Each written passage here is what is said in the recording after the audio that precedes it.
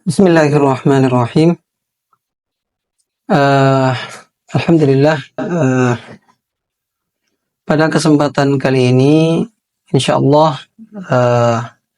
kita akan membicarakan salah satu daripada permasalahan atau cabang dari pembahasan di dalam bab-bab sholat. Perkara ini sebetulnya dari dulu sampai sekarang sering sekali ditanyakan kepada ustadz, kepada kiai, kepada masyai, dan sudah dijelaskan dan sudah dijawab. Namun masyarakat kita terkadang terus bertanya dan terus membutuhkan penjelasan daripada ustadz, daripada asatidz kita. Oleh karenanya pada kesempatan kali ini kita akan berbicara tentang hukum kunut di dalam sholat subuh. Mengapa hal ini kita bahas? Karena memang hal ini memang sesuatu yang nyata di masyarakat kita. Jadi ada orang yang memang kunut, nyata dia mengangkat tangan, atau kalau dia imam, dia mimpin kunut dan seterusnya. Kalau dia makmum, ikut imam, dan mengaminkan dan seterusnya. Adapun di sisi lain kita dapati, ada orang-orang yang memang mereka tidak kunut, Kalau dia jadi imam, juga dia tidak kunut, tidak angkat tangan dan seterusnya.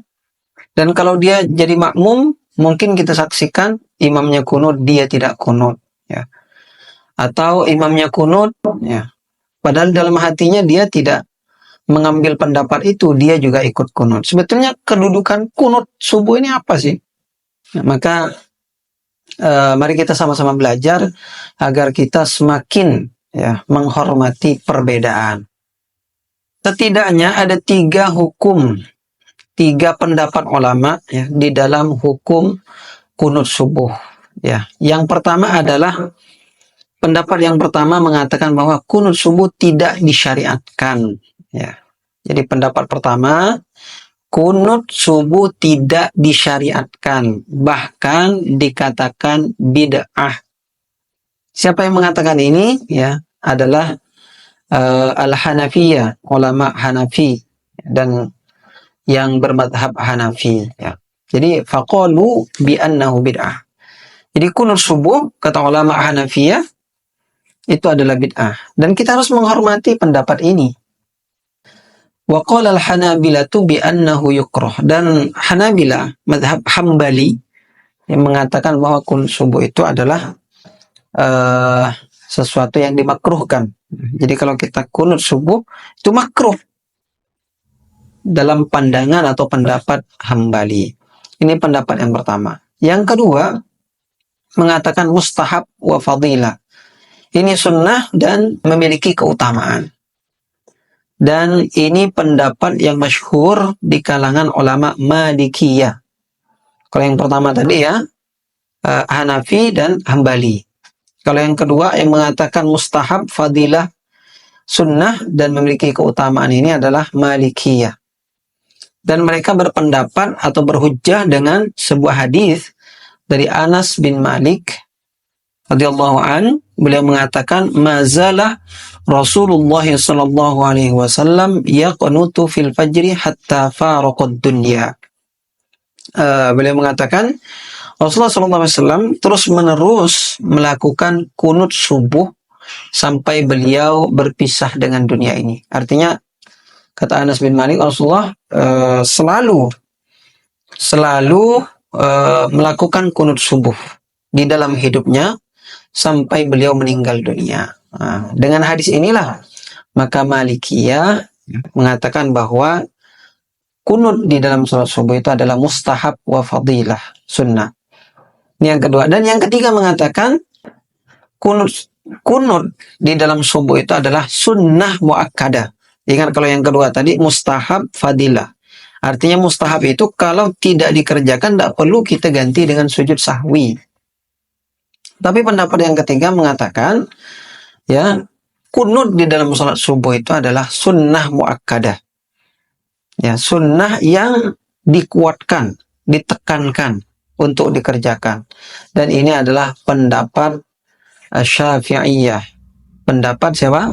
Syafi'iyah. Dan di sini dijelaskan, walau tarakahu amdan aw sahwan fa innahu la tabtulu salatuh.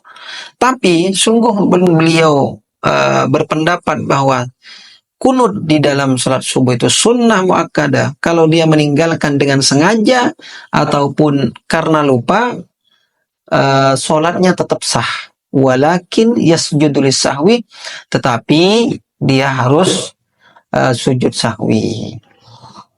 Jadi ini 3 pendapat ya. Tapi pengarang buku ini itu memilih pendapat yang pertama, yang kita harus hormati ya. Jadi ini terkadang di masyarakat kita yang lucu ya. Bukan lucu sebetulnya, karena memang mereka berangkat dari pemahaman yang berbeda kan. Dan masing-masing mengklaim bahwa pendapat dialah yang paling benar. Dan terkadang bagus kalau kita mengatakan pendapat kita yang paling benar. Tapi dengan syarat kita menghormati orang lain. Nah, yang terjadi di masyarakat kita, dia mengatakan pendapat dia yang paling benar dan menyalahkan, bahkan mungkin ya, memusuhi ya, meninggalkan saudaranya atau saling bertengkar dan seterusnya.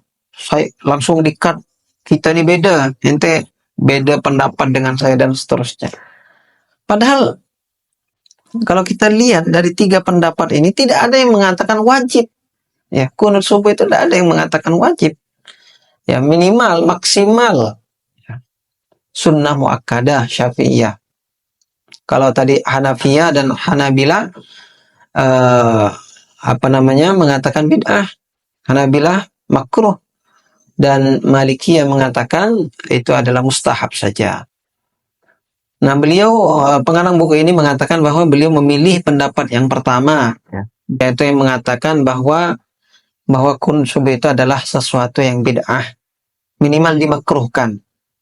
Nah, kata beliau membantah di sini. Adapun orang yang mengatakan sunnah terus menerus dilakukan, ya, maka tidaklah disyariatkan. Mengapa? Yang pertama, beliau mengatakan ada sebuah hadis dari Bukhari dan Muslim dari Anas. Rasulullah SAW bersabda, beliau mengatakan, Anas bin Malik mengatakan, qanata Rasulullah SAW fi salatil fajri syahran. Rasulullah melakukan kunut di salat subuh 1 bulan saja.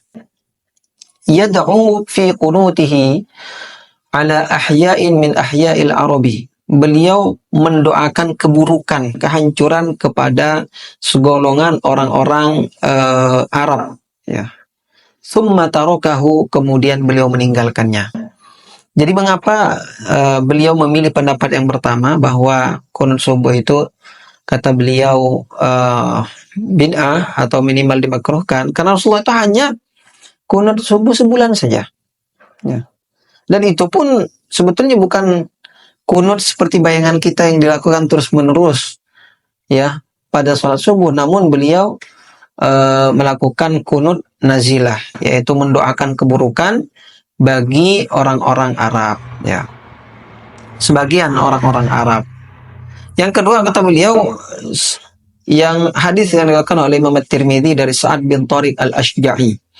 Beliau mengatakan, qultu li abi, saya mengatakan kepada ayahku, ya abati, wahai ayahku, innaka qad shallaita, sungguhnya engkau telah melakukan salat khalfa Rasulullah SAW, di belakang Rasulullah SAW, wa Abi Bakar dan Abu Bakar, wa Umar dan Umar, wa Utsman dan Utsman, wa Ali dan Ali. Hahuna, di sini, bil Kufah, di Kufah, nahwa 5 sinin, selama 5 tahun. Beliau mengatakan, akanu yaknutun, apakah mereka semua kunut? Rasulullah, Abu Bakar, Umar, Utsman, Ali, apakah mereka kunut? Qala ay bunayya muhdats. Jadi ayahnya Sa'ad bin Tariq ini mengatakan, wahai anakku, perkara tersebut adalah perkara yang baru. Wa fi lafdhin akhar indan Nasa'i, ya bunayya innaha bid'atun. Wahai anakku, sungguhnya perkara tersebut adalah bid'ah. Nah, berdasarkan hadis inilah ya, pengarang buku ini mengatakan, beliau mengambil pendapat yang pertama yang mengatakan bid'ah, dan juga mengatakan bahwa kunut subuh itu adalah perkara baru dan minimal dimakruhkan karena hadis ini ya. Hadis dari Sa'ad bin Tariq al-Asja'i yang bertanya kepada ayahnya, apakah yang ayahnya itu sholat bersama Rasulullah, sholat bersama Abu Bakar, Umar, Utsman, Ali ya, selama kurang lebih 5 tahun, dan katanya itu adalah perkara yang baru. Imam At-Tirmidzi mengatakan beramal dengan hadis ini adalah kebanyakan ahli ilmu. Dan pengarang buku ini mengatakan, adapun orang yang mengatakan ya, Malikiyah yang mengatakan bahwa Rasulullah SAW ya kunut subuh, ya melakukan kunut subuh sampai beliau meninggal dunia, itu adalah hadisnya haditsun dhaifun la yuhtajju bihi. Ya, hadis yang digunakan oleh ulama yang berpendapat bahwa kunut subuh itu disunnahkan atau sunnah muakkadah, itu berhujjah atau berdalil dengan hadis yang lemah. Namun ala kulli hal, saudara-saudaraku kaum muslimin yang dimuliakan oleh Allah Subhanahu wa taala, hendaklah jangan sampai permasalahan kunut subuh ini menjadikan di antara kita kaum muslimin berpecah belah, saling mengklaim, saling menuduh. Bahkan yang aneh lagi, orang yang tidak melakukan kunut subuh dituduh Salafi, dituduh Wahabi, dan seterusnya. Padahal isu-isu Wahabi, isu-isu Salafi ini baru. Sedangkan permasalahan kunut subuh ini udah dari dulu. Bahkan dari zaman Rasulullah SAW, dari zaman sahabat dan juga tabi'in. Itu sudah, permasalahan kunut subuh ini sudah ada gitu. Artinya ya sudah dibahas oleh para ulama, imam-imam mujtahid, Abu Hanifah, Imam Hambali, Imam Maliki, dan juga Imam Syafi'i. Oleh karenanya kita harus saling menghormati. Silahkan mengambil pendapat yang kita kuatkan, yang kita rajihkan, namun saling menghormati. Ya, masalah ini tidak sampai pada permasalahan yang diwajibkan, hanya sebatas sunnah saja. Dan kalau kita tinggalkan, baik sengaja dan tidak sengaja, ya, maka salat kita tetap sah. Demikian, mudah-mudahan bermanfaat. Walafu minkum. Assalamualaikum warahmatullahi wabarakatuh.